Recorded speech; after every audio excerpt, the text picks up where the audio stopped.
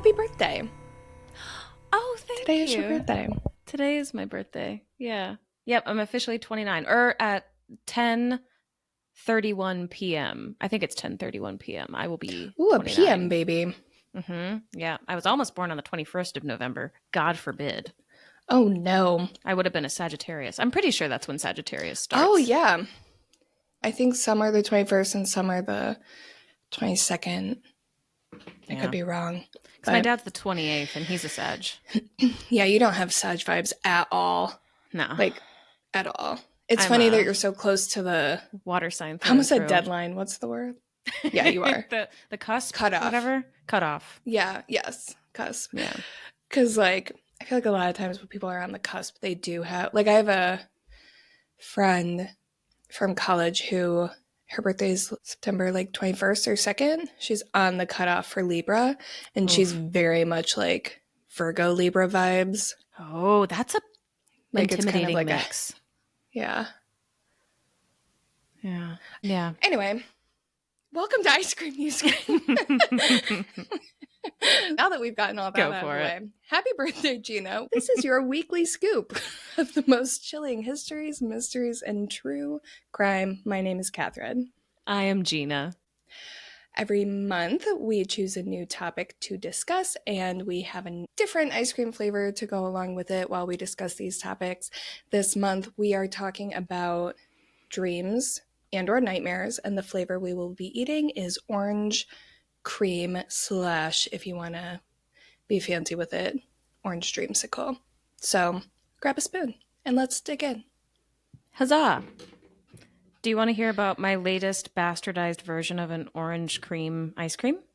I do. I was curious if so what was it last week you got the pop, they were like popsicles? It was like a mango passion fruit popsicle thing. Okay. I immediately got ice cream all over my hand. So this time it's just an orange popsicle, like an ice pop with vanilla ice cream mixed in. Can I see it, or did you push it out of the pop? It looks like shit. Yeah, it like... Oh, because you put... Okay, cool. Yeah, that looks disgusting. That looks good. But mine's all melty because I'm not using the magic Karen bowl. We're making stew tonight, so I'm going to use it tonight. But yeah, no, that looks good. Actually, it's pretty decent. I was going to say, it really looks good now that I can see your face reacting to it. Yeah, I'm okay with that. Yeah. Oop, lactate. Sound the alarm. I told Phil, so Phil's going out of town this weekend, and I'm going to like give away our recording schedule right now. The recording schedule is weird because of the holidays and birthdays and travel and blah, blah, blah. So there's going to be a big break between next episode's recording and then the following episode's recording. So I was like, okay, that's like very mean to be like, don't touch that ice cream for like a long time. So I told him, just so you know, tomorrow night, that Barbie ice cream is yours. Not even tonight. Like, oh, yeah, because we're recording tomorrow. And you're right. That's the thing. I'm like, if I open the floodgates, then I can't get mad at him if he eats all it. I can't, I don't want to, there's no takebacks, you know? I mean, I guess there could be. I could very easily just be like, have a scoop, please leave me some. But I don't want to, I don't want there to be any confusion. So tomorrow, open season, it's fair game, have whatever you want. The last time Tom and I did the we'll have a little bit of it and then we'll make sure to leave some for the next day, because I think we were recording something the next day, and when I went to scoop out my ice cream, I think I had 2 spoons full. Not Tom's fault. I'm the one that scooped the ice cream the night before. Yeah, you gotta be too not specific with it, that's not the word I'm looking for, but there's measurements involved. You gotta ration calculations. You gotta think We're about it. We're in the fucking trenches here. How much ice cream is left? Oh, this is so cold. Yeah, I am. So I was telling Gina before this that I really, really, really was in the mood for peppermint tea. I had it was that feeling of man, that's really gonna hit the spot right now. And I started boiling water for it and then realize I'm about to eat a dish of orange ice cream. And that's like the one flavor combination that is objectively incorrect. Like, You cannot do it. It's so you can't sad. do orange and mint. Yeah. I had a So wacky. Oh, sorry. You no, finish. you're fine. I was just gonna say I have hazelnut coffee now, which now that I'm drinking it, I'm like, damn, this is, man, I fucking love hazelnut. I fucking love hazelnut. We Hazelnut have to do a anything. hazelnut ice cream soon because I Oh, love hazelnut, particularly in the fall and winter. yeah. We have it's like it's kind of like Nutella but without the chocolate. Like it's just hazelnut spread. And you Oh put yeah, you that told me shit about this. on a slice of toast with some fresh cut strawberries on top. Delectable. Ooh, Delightful. man, that sounds Yeah. so It's so good. good. Ooh. We are like accidentally becoming just a general food podcast because I know. or like sweet treat podcast because there have been a few times where we're like, ooh, since we're talking about ice cream, let's talk about all these other things that we love. I know. I had I do want to tell you about something weird that I tried recently. We went to like one of those fancy restaurants where you do like an 8-course tasting menu thing Oh, I a while love back. doing those. I love that shit. Love it. And one of them was, it looked like a white chocolate little candy, but it had some kind of miso paste on the inside. And so it was a What? sweet, it sounds disgusting. It worked No, that like sounds a charm. interesting. It was Yeah. so good because you got the savory of the miso and then the crunch of the chocolate shell and the sweetness of the white chocolate, and it was banging. Sweet and savory is my favorite thing. I love Me too. that, like various combos of that. Same. Yeah. Anyway. All right, so do you have a story? I'm so sorry. I'm hungry, I'm realizing. I'm hungry I should have too, eaten damn. before. Tom I is should have eaten downstairs before making this. ragu, and I can smell it, and it smells Ooh. so good. Yeah. That's good. Yeah. I specifically requested it because he makes a really good ragu. Yeah. Oh, that's cool. Anyway, sorry, I'm going back to food. I know. I was almost about to launch into a story of like my favorite things that Phil makes, but I can't because we'll be here for. We'll text about it after dinner. We need to wait until we. Yeah. Okay, so I do have a story for you today. Sweet. Have you ever heard of the Greenbrier ghost?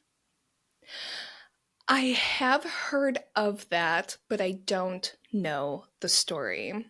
Great, because I just so happen I don't know anything to have 10 pages of notes about this story prepared. Oh my goodness. Whoa, okay, sweet. All right, so the Greenbrier ghost refers to a woman named Elva Zona Heaster. She went by Zona, though, which is coolest fucking name on the planet and the galaxy. It's a great name. So Zona was born in 1876 in the southern part of West Virginia to her father, Jacob, and mother, Mary. When she was born, she had 2 older brothers. She would eventually get 2 more brothers, which would make her the middle child in a family with 5 kids, where 4 of them are boys. So you can kind of imagine the type of household that she grew up in a little bit. They lived in an area called Greenbrier County. Greenbrier Ghost, Greenbrier County. Which, if you look it up, it is absolutely stunning. It has like these gorgeous mountains and these lovely dense woods and kind of the idyllic, streams and creeks that kind of twist and weave through the landscape. It's very, very beautiful. Yeah. But it's also an area that's really hard to make a living from. In part because there was and still is some dangerous wildlife around there. You got black bears, you got black widow spiders, bobcats, copperheads, which means that people tended to minimize how much time they spent fucking around in the forest. And instead, they turned more to agriculture as a way to make a living. But even then, because of all the mountains, the topography is pretty wacky. It's like really steep. There's a lot of rocks, which means you could make a living by farming, but only just. Like, wealth was very hard to come by. And that's what Zona's family was in. They were in an agricultural community.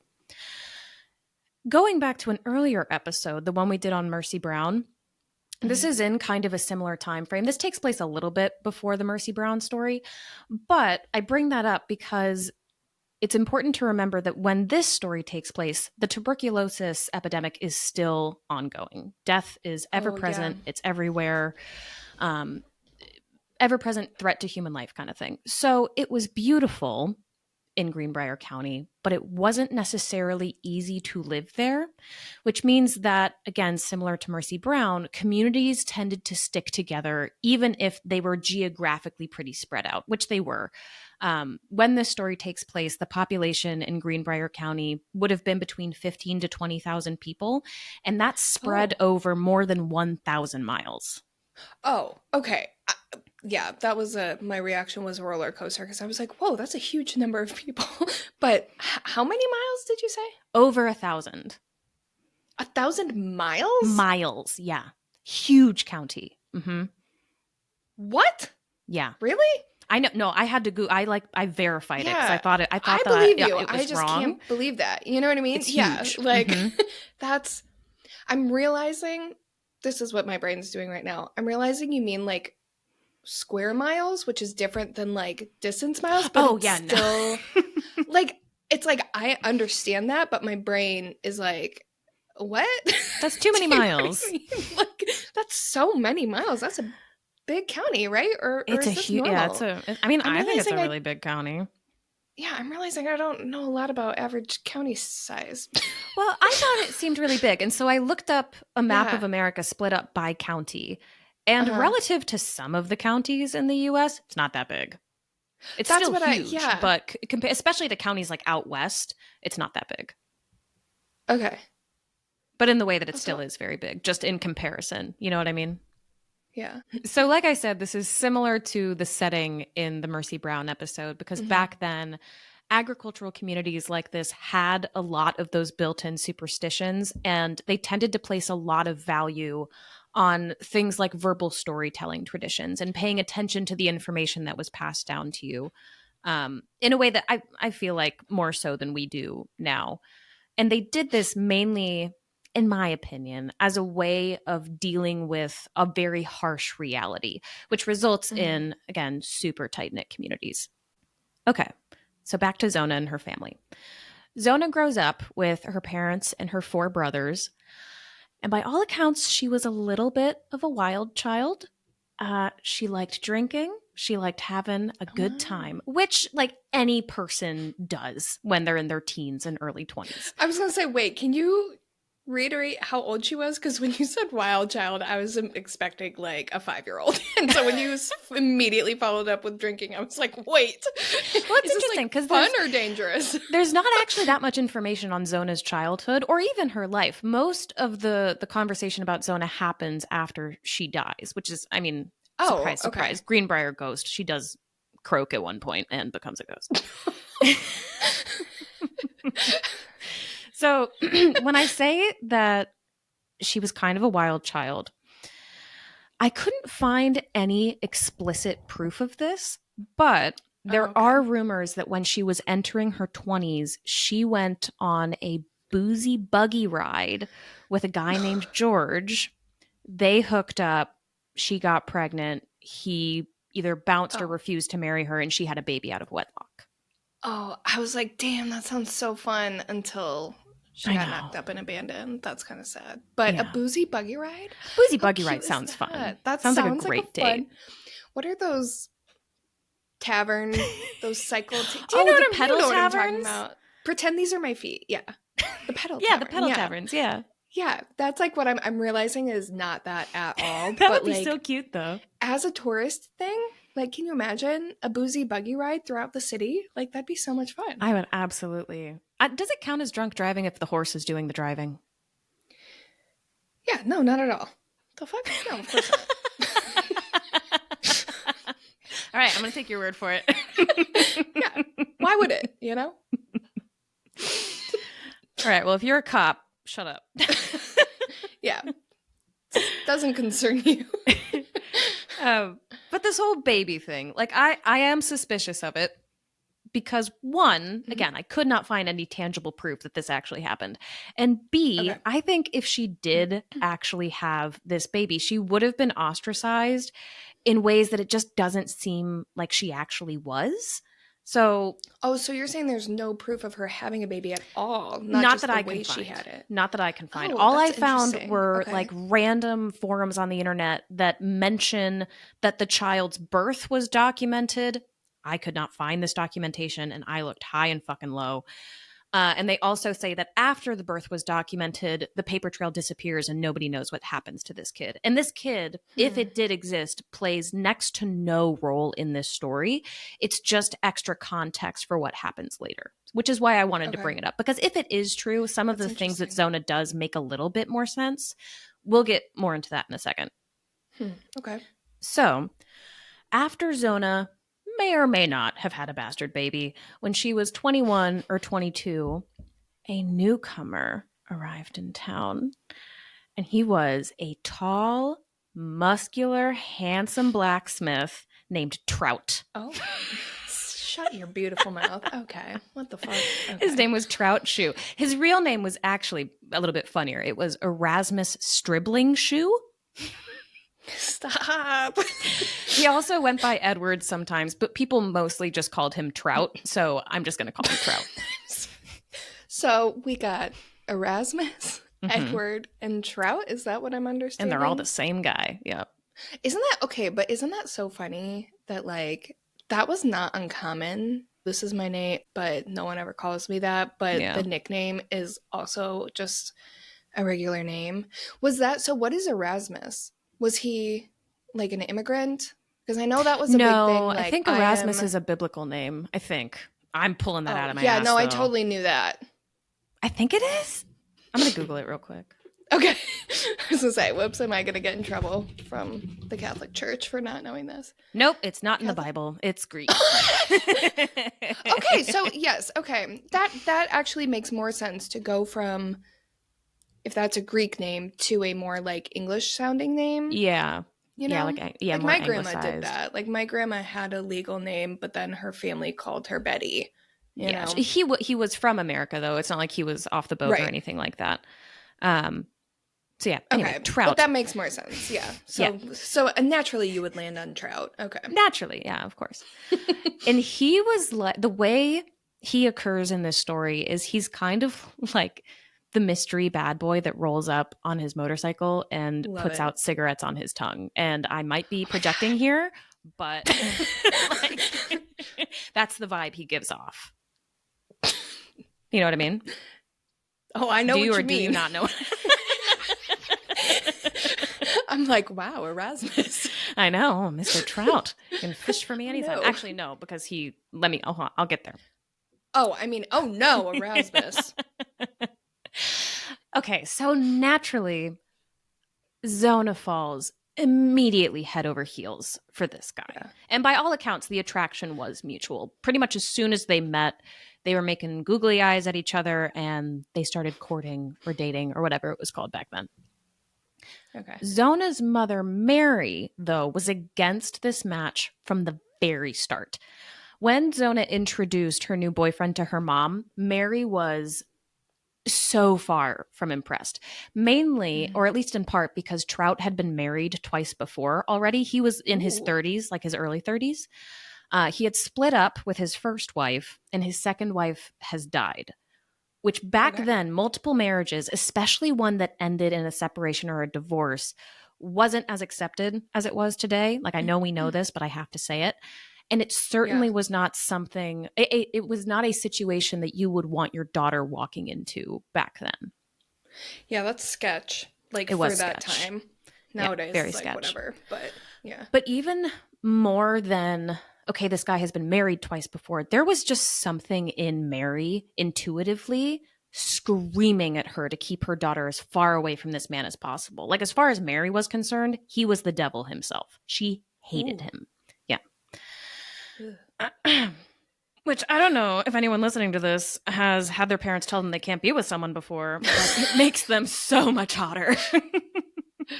So Zona did not break up with Trout, and they actually wound up eloping a few months after they met in October that year. And they moved into a small home 14 miles away from her parents.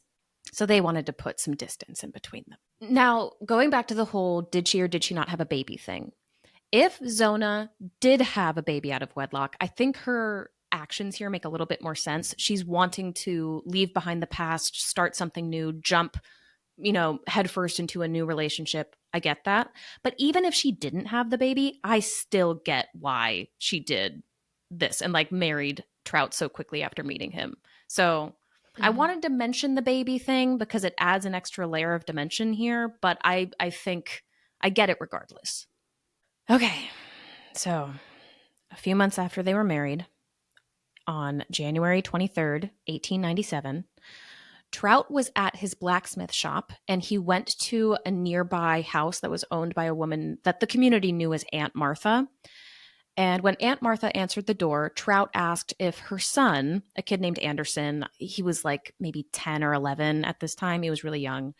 He asked if Anderson could go to Trout and Zona's house, basically to help Zona with some chores. She had been sick a little bit over the last couple of weeks. And he was just like, hey, can you go help her pick some eggs from the chickens that we have? So Aunt Martha said, no, sorry, Anderson's busy right now. He's running errands for other people. So Trout was like, no worries. He left and he came back 4 more times that day to see if Anderson was free yet. And he was getting Oh. like noticeably a little bit agitated every time that Aunt Martha would turn him away. So around 1 p.m., Aunt Martha was finally like, fine, fucking take him. Like, take Anderson and go. Just like, stop knocking on my door. Yeah. And so Trout goes back to the blacksmith shop. Anderson goes to Trout and Zona's place to help Zona out with shit. And later on, Anderson would say that when he reached the house, he immediately felt like something was wrong. Something in the air just did not feel right. He knocked on the door. No one answered. So he tried the doorknob, found it unlocked, just let himself inside. Because again, these people all know each other. And this was back when, I mean, Yeah. it wouldn't be as big of a deal as it would be now. And when he walked into the house, he didn't see anybody right away. He winds up going into the dining room where he sees Zona laying on the floor with wide, lifeless eyes staring into space. Ooh. Mm-hmm. So he's panicking, right? Anderson is like, what the hell? So he sprints out and immediately goes to Trout to tell him what he had seen. So now Trout is freaking out. He's sprinting back to the house. And as he's going to like see what's going on with Zona, he tells Anderson like, hey, go get the doctor and tell him to come as soon as he can. But when Anderson and the doctor returned to the house a little over an hour later, obviously it was already too late. The doctor found Trout there cradling the head of Zona, who was dead in their home just 3 months after they married. The Ooh. doctor did Sad. try to resuscitate her, but there was just no point. Like, she was already gone. The cause of death was formally announced to be childbirth, which back then they were likely referring to a miscarriage, not actual childbirth. And Interesting. Okay. something interesting about this is that Trout asked the doctor, once Zona was pronounced dead, Trout asked the doctor to cease his examination of her and just like leave. Which Oh. like it seems suspicious now in hindsight, but at the time it could just have been a husband not wanting to see his wife's corpse manhandled or touched by anybody else. Like I get that Yeah. it wouldn't immediately arise suspicion. That's even a thing. I feel like nowadays, like, there are still people who, like, their wishes are, I do not want an autopsy done on my Yeah. body after I die, assuming that, they die of natural causes or whatever. But it is always suspicious when someone else says that, but sometimes it genuinely is just that can be a traumatic thing, especially Yeah. like back then if he's like doing it there. Yeah. Yeah. Yeah. It just seems I get that it would be so overwhelming. Yeah. Like I picture that happening to Tom. And if I was just going to say that. Like, and like yeah. I wouldn't want to watch as somebody felt around his oh, I don't even I'd be want to like, think get the about fuck it, out of here. like Like, don't touch yeah. him. Yeah. Right. Yeah. I was So just going to say the exact seems same thing with sus, Phil. but Yeah. we get it. Yeah. So Yeah. Zona was buried the very next day in the same dress she was married in. Trout made sure that she was put in that dress. It was a high necked red dress with kind of like a stiff collar. It was the fashion of the time. It Ooh. was the nicest dress she owned, most likely, which is probably why it was chosen for her to be buried in. Mhm. So during the funeral, Trout was constantly by her side, standing at either like her head, like near her head, or just around her coffin. And he was pretty blatantly hesitant to let anyone else approach the body, including her own mother, which is sus. One of the first obvious signs that something was wrong, besides the dead body, was that when they took Zona to the cemetery to be buried, people noticed that her head seemed a bit loose, like floppy, as like it wasn't on What? correctly. Ew. Yeah. The second sign that something might be off was Trout's behavior. He didn't seem particularly upset. Um, People who Oh. attended his funeral, and granted, like this information is biased because it was given in hindsight, they said that Mhm. he didn't seem like a man in mourning, which I do take with a pinch of salt because I think when you get into a situation like that, nobody knows how they're going to react, and there's no correct way to mourn someone. Yes. I was gonna say I do want to pause to speculate, not knowing, Mm-hmm. where this is going. Give it I to me. am still kind of imagining myself in this situation, and I am like fully I understand and agree. Like, no one can ever know how they're going to react in any situation until you're actually there. That is like a hill I will die on. I totally agree with that. But I also will say, if I lost Phil like too early, I've literally thought about this before. I will be absolutely psycho. Just knowing myself. Good luck to everybody if that ever happens. Sorry in advance. So, when Zona's mom found out about her death, again, her intuition started kicking, and Mm-hmm. something told her that there was more to this story. She was a religious woman, and shortly after Zona died, she started praying like really hard, like praying and praying and praying that her daughter would appear to her or send her some sign to tell her what really happened. Like she wanted closure. She wanted to understand why her Mm-hmm. only daughter had been taken from her. So one night, Mary goes to bed. She's laying in her bed, and while she's there, Zona appears. But it wasn't Zona because it couldn't be, right? Like Zona is dead. And it didn't feel like a dream. It was like Zona was literally Mm-hmm. right there, flesh and blood in front of her. And she later goes on record saying that.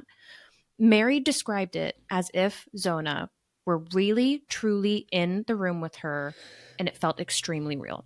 Um, Oof. History recognizes these as dreams, but Mary Mm-hmm. saw them more like visions or like her daughter was actually there.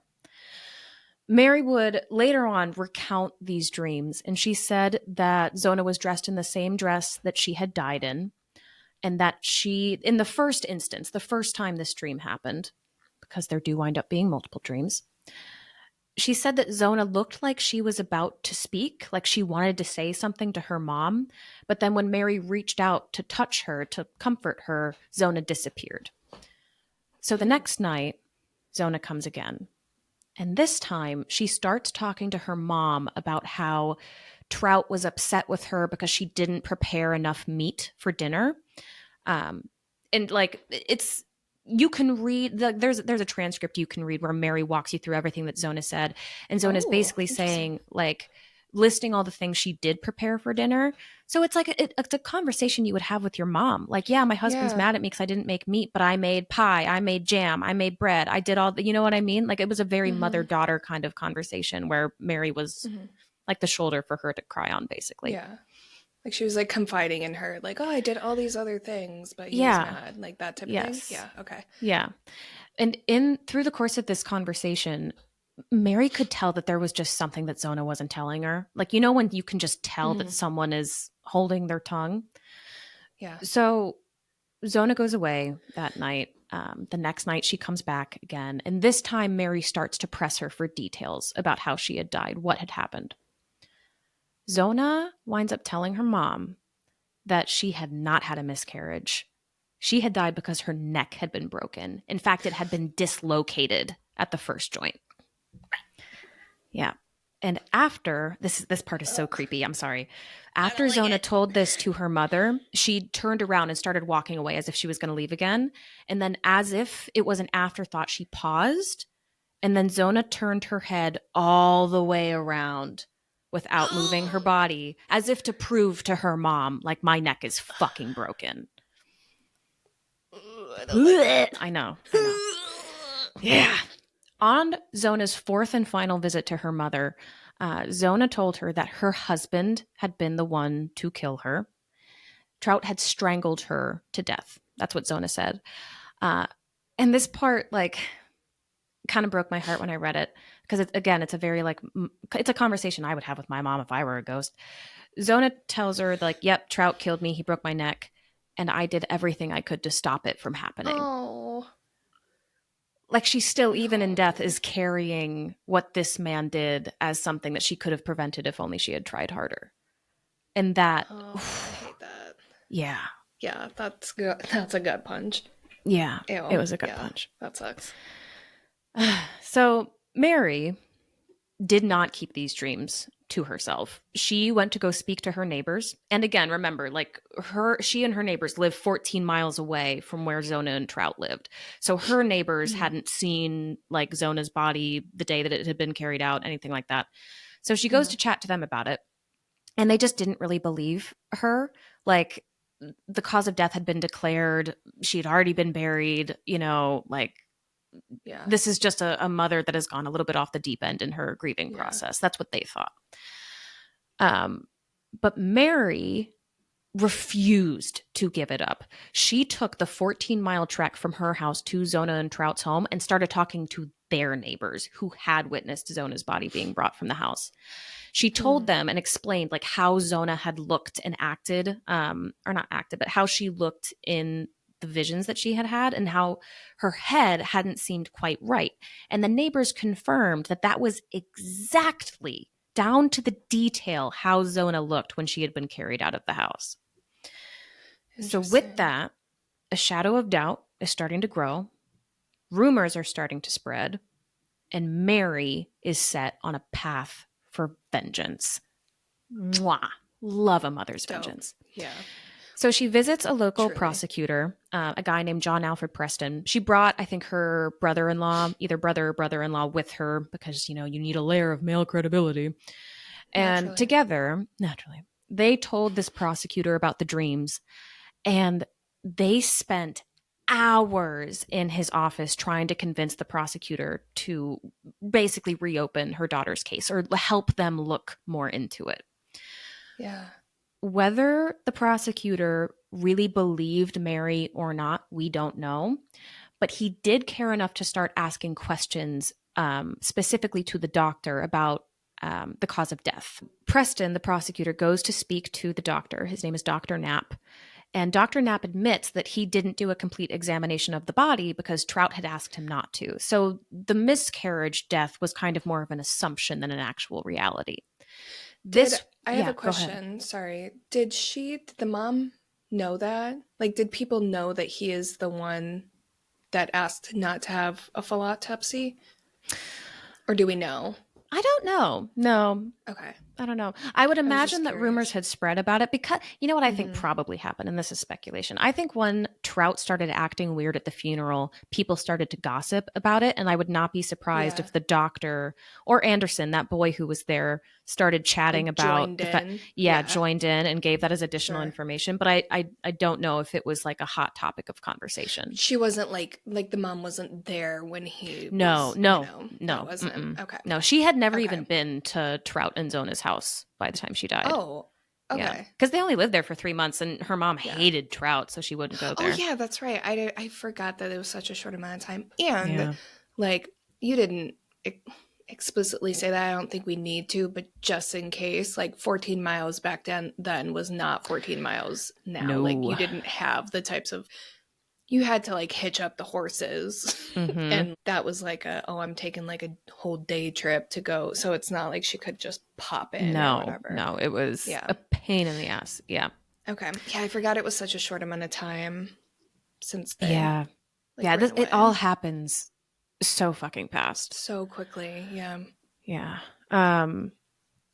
So once Preston found out that there was not a complete examination of the body after death, that was viewed as a sufficient reason to exhume her and perform a new autopsy. Again with the exhuming, I Gina. know. My God. I found my niche. I know. What the hell? Folklore expert, my ass. I love a rotting corpse. Exhumed corpse. My God. Are you just like finding every story in all of history? Because you're making me feel like this is like an everyday thing and every like. You don't do a Tuesday whatever. exhumation? Oh my God. This is like a new fear of mine. I swear to God, if anyone touches my grave after I die, I'll fucking kill them. Yeah. So they did order an exhumation of Zona's body, and an inquest jury was formed, which is basically like they're getting ready to discover that some shit happened. They don't know what yet. Okay, yeah. So Zona's body was like it's like, one of those stories where you're like, what fucking happened? Truly. So Zona's body was re-examined on February 22nd, 1897, almost a month to the day since she had been found dead. So again, time is moving fucking quick here. Yeah. 3 doctors were present. Dr. Knapp, who is the one that was there right after she died, and also 2 more doctors, one named Dr. Rupert and one named Dr. Houston McClung. Okay, so immediate pause because feedback on the names. A+ for that last one. Like, no notes. The second one, though, my childhood dog, his name was Rupert. That's such a cute name for a dog. Yeah. That was, can I tell the story real quick? We have to leave this part in because my mom is getting so excited right now as I'm speaking. Okay. She wanted to name my brother Rupert. That was like top of her list for like little boy names when she was pregnant. My dad was like, no, he's like not a prime minister. So like, like, or some shit. Like, he's not like going for like tea and crumpets. So we can't name him Rupert. Meanwhile, this guy wanted to name him Weston, like a cowboy. So like they were not on the same page with names. I'll just put it that way. So he promised her, if we ever get a dog, if it's a boy, we will name him Rupert. So that's what we did. Yeah. I like that they landed on Adam. Adam is an Adam. He's one of those people where the name fits. Adam is an Adam. And Adam's not a name. It's not rare, but you don't know a lot of them. And he really is, like, I cannot see him having. So they could not decide on a name. I think she was at like a doctor's appointment or something like a week before he was born. And there was a little boy running around. And the mom was like, Adam, get back here. And she was like, oh, that's it. That's his name. It had like never occurred to them. And she was like, it was like one of those moments. I feel like a lot of moms have those moments where like, she was just like, yes, that's him. Like, that's who's inside me right now. Like, that's the baby I'm growing. That's Adam. Stories about how parents pick out a name when it's like, that's it. Yep. You know, I love and that. So close to like actually like they thought they were like not going to have a name for this baby. And like, however long before, it was like, yeah. I don't know why I didn't know that before, but that's his name. Yeah. I love that. Anyway. That's cute. So, yeah. Okay. So Dr. Rupert the dog is performing in... That is what I'm going to be imagining for the rest of the story. So sorry. A little Wheaton Terrier. oh my God. Yeah, that's he was a fuzzy boy. Yeah. So anyway, they're cutting open this dead body. And Trout was forced to be in the room as a witness. He was there. Although he said, as soon as they were like, you need to come with us, he said, they will not be able to prove I did it. Didn't say he didn't do it, just that they wouldn't be able to prove it. Yikes. All right. Hate that. So an interesting fact about this is that they performed the autopsy in a 1-room schoolhouse. Creepy. Okay. Yeah, creepy. That's fine. And as they began to cut her open, the Greenbrier Independent, which was a local newspaper at the time, reported that Trout started to show signs of being visibly nervous. So the entire time the autopsy was happening, Trout was sitting in the corner, kind of shifting around. And to keep his hands busy, he was whittling like a piece of wood with his knife. Bitch is guilty. And Sorry. as the doctors moved to examine Zona's head, reportedly Trout's whittling got noticeably more erratic, aka bad. Shitty whittler. Yeah. Shittler. Sorry. I was gonna. Okay, the reason I went like this is I was like, don't do it. Like, let her get through this story. Shittler. Okay. I had to say it. So once the autopsy was over, the doctors were able to conclude that Zona had not died of a miscarriage as originally thought. Her windpipe had been crushed, and her neck had been broken. And I'm going to quote from the report here because it's important. On the throat were the marks of fingers, indicating that she had been choken. That was a typo. That the neck was dislocated between the first and second vertebrae, just like Zona had told Mary in her dream. Like this kind of break, it's not like you fall down the stairs, you break your neck accidentally. Yeah. This could only have been done by another person, basically. I hate it. Dude, neck stuff is like a heebie-jeeb for me. I can't do it. Oh my God, I hate it. You did this to me before. You did this to me with Ure. With the... Oh my God, I can't. I hate this. I'm like trying to cover my ears, but you're in here. You can't get away from me. That's why I agreed to start this podcast. Oh my God. The windpipe breaking is crazy. I know. No, I hate that so much. Yeah. It's making me feel like my teeth are going to fall out for some reason. Oh, yeah. Okay. It's a rough one. Keep talking. I'm sorry. So, I hate this story so much. After all of this happened, like the autopsy occurs, they find out she broke, or her neck was broken by somebody else. Don't say it again. The press began reporting that foul play was suspected. And 2 days later... I'd say so. Yep, 2 days later, Zona's widower, Trout, was arrested and charged with the murder of his wife. Oh, man. That's wild. Yeah. Do you need like a decompression moment? No, I think I'm good. I'm so sorry. I'm really not trying to be dramatic. It's like, it's specifically it's like... It's rough. It's brutal. It's like, that's such a violent way to die. Like, not that they're, like, I'm not saying there are, like, better ways to be murdered, but, like, but strangling someone and breaking their neck, it's not like you can, it's not easy and it's not quick to do that. That is, like, yes. And that's such a, like, just, yeah, like, that's so bothersome. Physically, emotionally, spiritually, like, this is just awful. I hate it. Yeah. That's yeah. Ugh, I don't like that. Don't worry. Mary's going to be there for her girl. Okay. We'll get through I it. trust you. Trust I trust Mary. Trust in Mary. Okay. So Trout was held in jail while he was waiting for his trial to begin.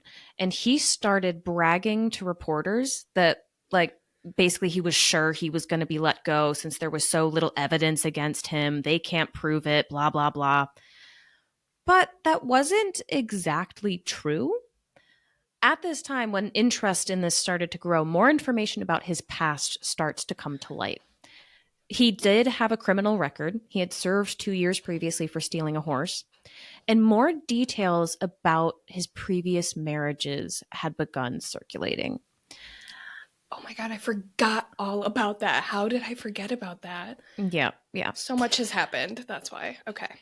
So his first marriage, the one that I mentioned, ended in either a divorce or a separation, not sure. It ended because his ex-wife said he was extremely cruel.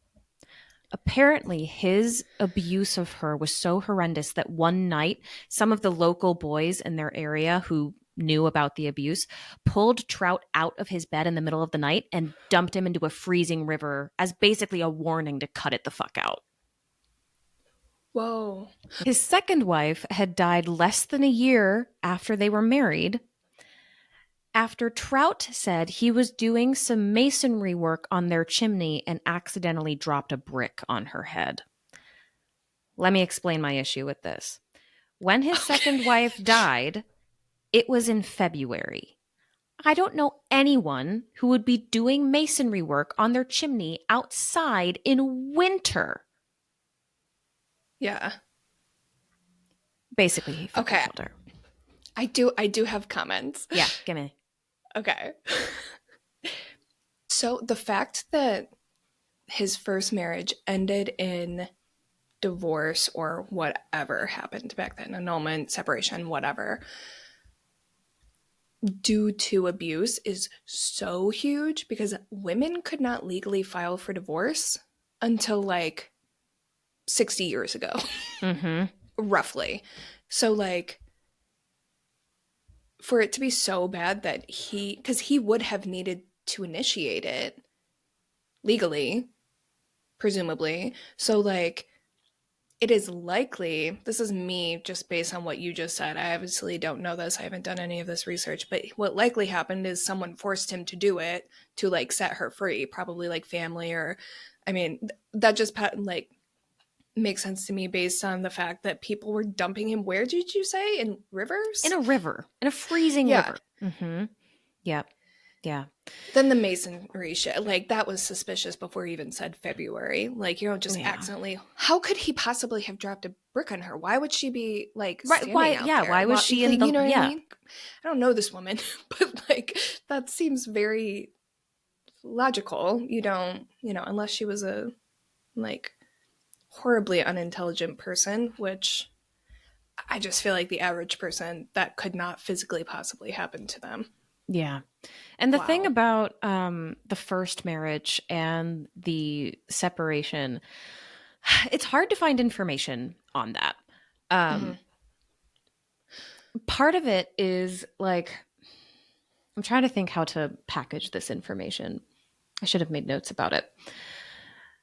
So it seems to me that he kind of got run out of town, like how you were, Yeah. like what you were saying. But Mm-hmm. history doesn't necessarily match up with that narrative because Trout grew up and or at least was in his adult life and had his first marriage in the same area of the state that this takes place in.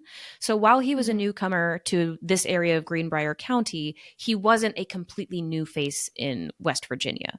And his job that he got at the blacksmith's place, he got it because of his dad. Like his dad hooked him up with Mm-hmm. that job. So like presumably, Trout, if he had a reputation that was in the ground, he would not have been offered that job or welcomed into the community in Greenbrier County. So somehow he did all of this shit to a woman, was basically run out of town, and yet still was trusted enough with a job and welcomed into a community and like easily married into a different family. And what actually happened versus how society reacted to it are two very different things, which I think makes sense for the time it was in. I was But it's just gonna still say in that. my head, it's Yeah. like mixing water and oil. So It's ugh. I see why your brain is going there, but I do think that A, her mother is probably not the only person in the community that was like, there's something off with this guy. Like, she's just the one that's documented because it's Mm-hmm. relevant to this story. Um, Also, divorce was such a shameful thing back then that no matter what reason it happened, those details would have been buried in history. Like they would not have been documented, they would not have been shared. The information you got on it was probably all verbal and eventually someone put it somewhere. You know what I mean? Yeah. Like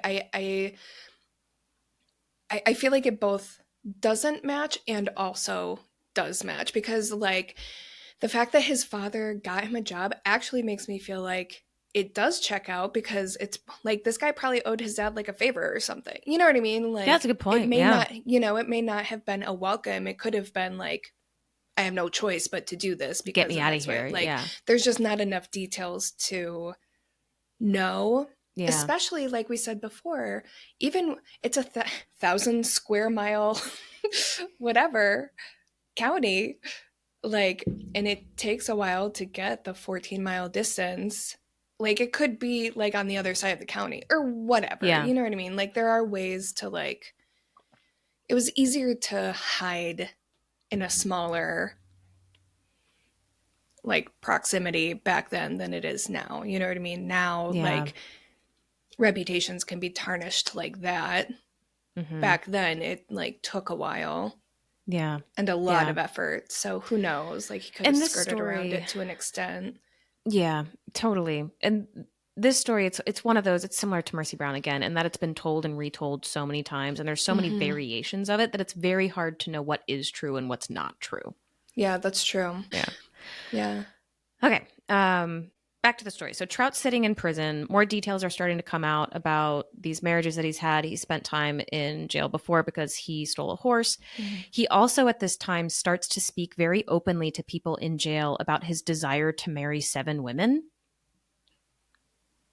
Like, he has a goal of getting through 7 women, or there were... Like he wants to marry 7 women. Okay, that's Weird, unique. right? Yeah. Yeah, that Fucking sounds like weird. a lot of work. Yeah. So even folks in the 1800s were like, damn, this dude is like a murderous misogynist. Like people Yeah. really started to not fuck with him when he was saying that. And people would go on record as saying like the things that he is saying while in jail about wanting to marry 7 women and how you can't prove I did it. Those things, I don't want to give anything away. They contribute to what eventually happens to him and the revenge that people take against him, basically. Okay. All right. So as time went on, Trout becomes more and more irate about his imprisonment, right?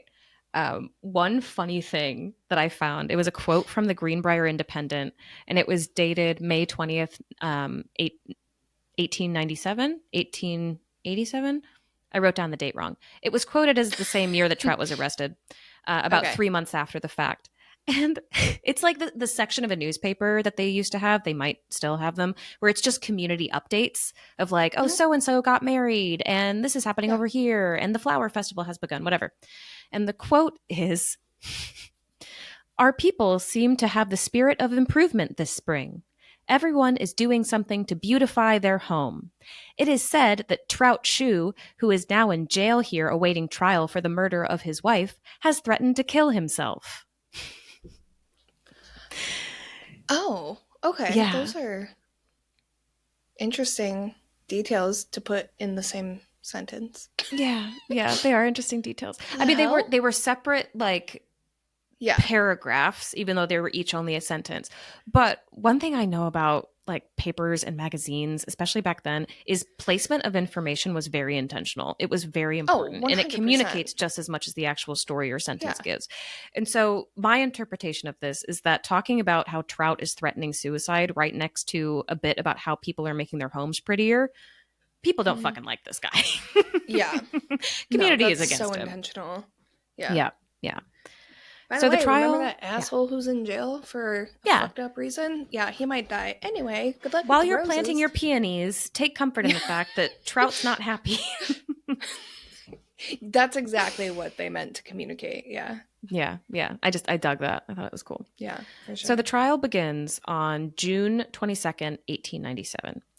It's reported that there were over 120 witnesses summoned, with Zona's mother, Mary, acting as the prosecution's star witness. They had a ton of people be witnesses here. For the most part, we're only really going to talk about Mary because she was like the big kind of breakthrough testimony.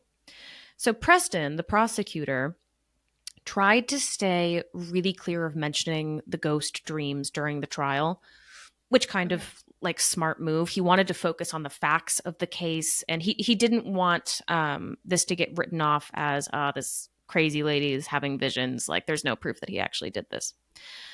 On the flip side, the defense really focused on the ghost dreams. They wanted to poke holes in her credibility. But this kind of wound up backfiring. Instead of coming across as like a doddering, eccentric, grieving mother, Mary refused to waver in her account of what had happened in the dreams, no matter how much the defense tried to provoke her and get a reaction out of her. You can read a transcript of her testimony in the Greenbrier Independent. But basically, they asked her questions like, I'm going to read you some of them. So we heard you had visions of your daughter, and her response was basically like, yes, I did, and here is an extremely detailed account of it with zero variation from what I've said previously. And 2, her fucking neck was broken, so I was right. She didn't say that verbatim. I'm paraphrasing here.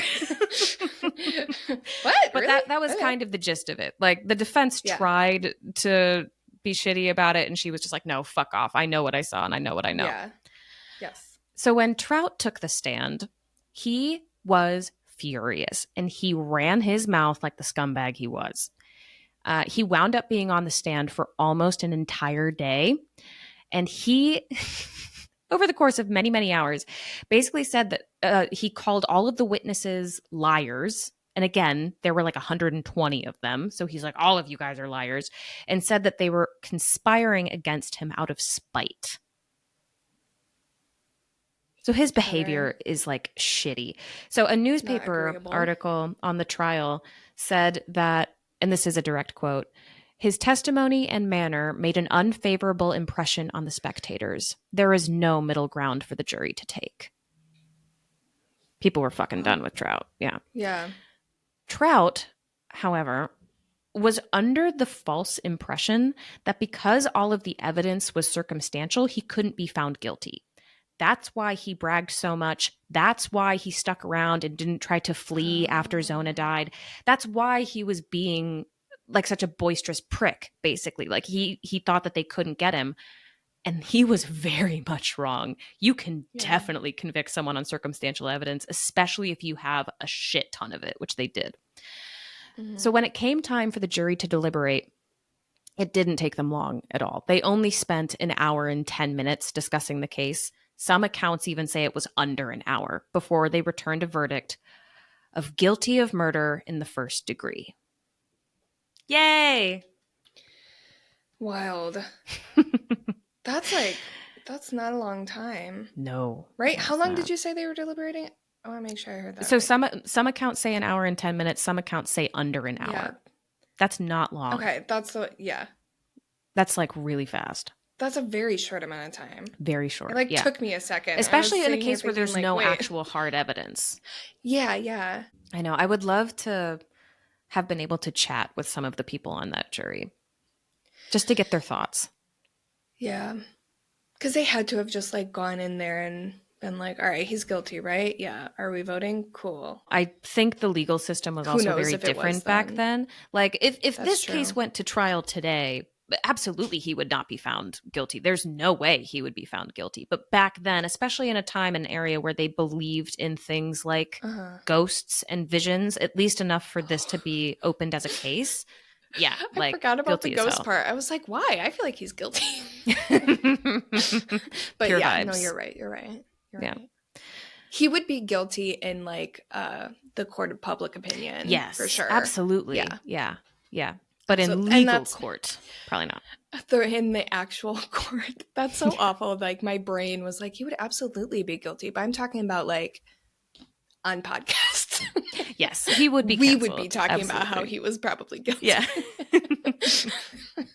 As we are now. Okay. Yeah, sorry. I'm all caught up. That just blew my mind. That's such a short amount of time. It feels like maybe it wasn't back then, but it feels like it's a very short and it's really, it shows you how impactful this case was and how certain they were that he fucking did it. On July 11th, almost 6 full months after the death of his wife, Trout was sentenced to life in prison. Yeah. And it's worth noting that based on a lot of the accounts, the ghost part of this didn't play a huge role in his sentencing. It was the facts of the case. The ghost bit is just what reopened all of this. That's so interesting. This isn't the end of the story, though. There's like a little bit more that happens. Yeah. So holy crap. Okay. When he was sentenced to life in prison, the townsfolk were not satisfied. They were like, how? This guy strangled his wife and broke her neck with his bare hands, and he just gets to fucking live? They wanted the death penalty. And word started to get around that if the authorities weren't going to kill Trout, someone else should. Oh my God. Okay. Yeah. So basically, a lot of people in the community organized a lynch mob to abduct him from jail and hang him from a tree. What? Mm-hmm. And they agreed to meet on the night that this was to take place. The people who were involved in it agreed to meet at a local campground at 10 p.m. to basically assemble, get their shit together, and then start the lynching. One of the guys who lived around that campground started hearing rumors about this. He wasn't involved in that group. He just had started hearing that this was going to happen. And he was not game for the whole taking justice into your own hands thing. Okay. So he got on his horse and he rode over to the sheriff's house lickety-split to tell him what was about to happen. The sheriff winds up putting a stop to it.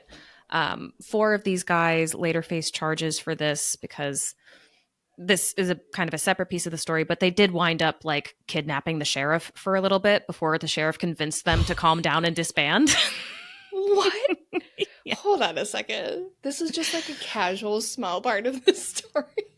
I know. I feel like I'm watching a cartoon. Why do you keep telling me stories where I feel like I'm watching like... This is reminding me of that scene in Beauty and the Beast when they like kill the beast. That's yes, what I'm imagining. Yes, that's like what it was. But in this case, the beast absolutely deserved it. Yeah. Yeah. And the people defending... Well, there wasn't people defending him because he didn't have a castle full of furniture on his side. Okay. Nah. Yeah. So they didn't wind up hanging him from a tree. And Trout Shoe died on March 13th, 1900 after coming down with an unknown illness, which pisses me off because he only wound up doing like 3 years of time. Oh, I was just going to say that. I'm not going to get into the whole, like, you know, is the death penalty ethical or blah, blah, blah. I'm not talking about that. But to me, in my opinion, I feel like rotting away in jail is more of a punishment. Oh, I would rather die than rot in jail. Do you know what I mean? Yeah. I wouldn't push for the death penalty for someone that I really believed was like really horribly deserving of it. Because like that's like and a lot of people sentenced to life, like a lot of people do say like I'd rather just have the death penalty, you know, depending on what prison they're in and blah blah blah. I mean, that's a whole other... I don't mean to open that whole can of worms, but it's kind of like, oh man. Yeah. The only thing that there's one thing that makes me feel better about it though, and it's that after he died, no one in his family came to claim his body, and they wound up burying him in an unmarked grave. Ooh, man, which is like the final fuck you. That is that's like very dark. That's like, it makes me kind of sad, but not like for him. Like I don't have a ton of empathy for this guy, but at the same time, I'm like, that's like dark. You know? The concept of being buried in an unmarked grave, it's loss of legacy, it's loss of story, it's loss of anyone in the future giving a single fucking thought to you, unless you're recording a podcast about them. I was gonna say, and yet, like it's such a lives on. Yeah. And yet this fucker lives on. But eventually, like everyone's gonna get lost to oblivion. Like eventually, people will cease to talk about him on podcasts because maybe podcasts won't be around any. Eventually, the world's gonna blow up. And we're all going to be like dust in the universe, like eventually. But like the concept of like who gets remembered how and like who's in charge of that narrative is so delicate. Like here we are, 2 random chicks talking about this guy and we're like, fuck him. Fuck I know. Maybe this was all a setup. Maybe the mom was crazy. You know what I mean? And like, I'm not saying I believe that, but like she could have been. Yeah. She could have been freaking schizophrenic and no one knew what that was yet or whatever. You know what I mean? Like, it's the unmarked grave with no family that I'm like, ooh, that's it's like opening this whole can of worms. Yeah, it cuts deep. Yeah. And it's interesting that you bring up that, you know, in all likelihood, like the reality of this is very different to the story I just told you. Again, this is something that's been passed down and told so many times. History in general views Mary's actions with respect, but a healthy dose of suspicion. The general, of course, you have to. The general consensus seems to be that she like basically made up the ghost thing and as an excuse to get the case reopened. Which, if she did, I don't fucking blame her. I would, if I thought like a mother's intuition is fucking absolutely. Real. Yeah, right. Yeah. So in terms of on the topic of legacy. In terms of the legacy of this specific story, there have been a ton of artistic works based on this, including 4 plays, at least 2 novels, an opera, and Drunk History did an episode about it. So the final thing that I want to tell you, the last factoid I have, because I really, really love it, is the state of West Virginia erected a historical marker near the cemetery where Zona is buried. And the Oh. last line reads, only known case in which testimony from a ghost helped convict a murderer. Oh my God, I just got goosebumps all the way up and down my Yeah, body. right? That's so cool. That's like Yeah. a, It's an official piece of what's the word I'm history. looking for? Yeah, like that's like a Yeah. documented legal thing. Mm-hmm. Yeah, that's wild. Well, cool. Thank you for sharing that story. Yeah, that was fascinating. I did not know any of those details. I knew dream, ghost, murder solved. That's all I Yeah. know. Yeah. It was an interesting one to research. I'm hesitant to say that I enjoyed researching this because it was like very gnarly and there were parts that were very difficult to read about. But Yeah, for sure. at the end of the day, like it's a story about a mama taking care of her daughter, and I am here for Yeah. that. So I thought it would make a Yeah, good a that's good like a mother birthday daughter story. connection. Yeah. Anyway, Anyway, other than that, until next time, Lil Spoons, keep it cool.